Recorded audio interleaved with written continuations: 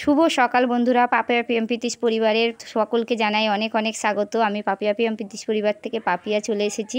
ঘুম থেকে উঠেই চারিদিক জলমগ্ন। প্রিয়ম একদম ঘুম থেকে উঠেই ছাতা নিয়ে রাস্তায় বেরিয়ে পড়লো, আর আমি ওর পিছু পিছু ফোন নিয়ে বেরিয়ে পড়লাম একটু ভিডিও করতে।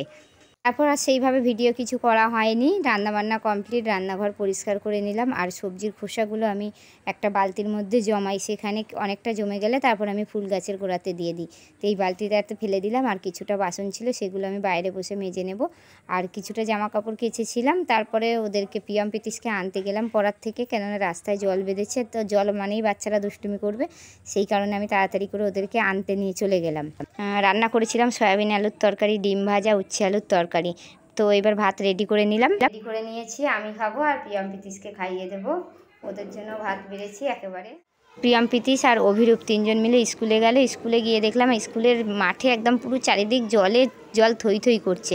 তো প্রিয়মকে শুধু বলেছে, প্রিয়ম বাড়ি থাকবি না, স্কুলে যাবি? প্রিয়ম বললো, মা বাড়ি থেকে কি করব, আমি স্কুলে গেলে আমার খুব মজা হয়, স্যাররা হোমওয়ার্ক দেয়, আমি কাজ করি ক্লাসে, আমার খুব ভালো লাগে, আমি বাড়িতে থাকবো না, আমি স্কুলে যাব। ওই জন্য প্রিয়ম প্রীতিশ যেতে চাইলো যতক্ষণ, ওদেরকে নিয়ে স্কুলে বেরিয়ে গেলাম।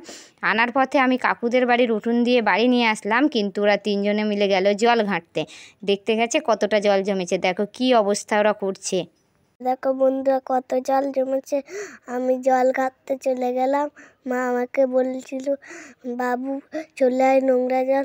আমি শুনছিলামই না, আমি ঘাঁটছিলাম, আর অভিদাতা আমাকে ডেকে নিয়ে চলে আইলো। বন্ধুরা তোমরা এরকম কারা জল ঘাঁটতে পছন্দ করো আমাকে বলো।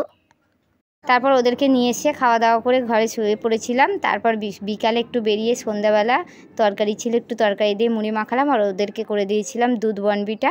ওরা খেয়ে দিয়ে একটু পড়তে বসলো, আর আমি ওদেরকে পড়িয়ে টড়িয়ে নিয়ে একটু লাইভ অনুষ্ঠান করে চলে গিয়েছিলাম রান্নাঘরে, রান্নাবান্না করে খেয়ে দিয়ে নিলাম। শুভরাত্রি বন্ধুরা, কাজবাজ কমপ্লিট, ছেলেদেরকে খাওয়ানো হয়ে গেছে, আমারও খাওয়া হয়ে গেছে। আর তোমাদের দাদাভাইয়ের জন্য এখানে ভাত তরকারি ঢাকা দিয়ে রেখেছি, আর এখানে কিছুটা ভাত ঠান্ডা করতে রেখেছি। আর কাল যেহেতু শনিবার, ওই জন্য নিরামিষ খাবো কালকে। তো পুরো বাসন একদম গ্যাস ট্যাস পরিষ্কার করে মুছে একদম কমপ্লিট করে নিয়েছি, শুধু এই বাসনগুলো থাকবে, কাল সকালে মাজবো। তো টাটা বন্ধুরা, বাই বাই, গুড নাইট। আর ভিডিওটা সম্পূর্ণ দেখার জন্য অসংখ্য ধন্যবাদ তোমাদেরকে।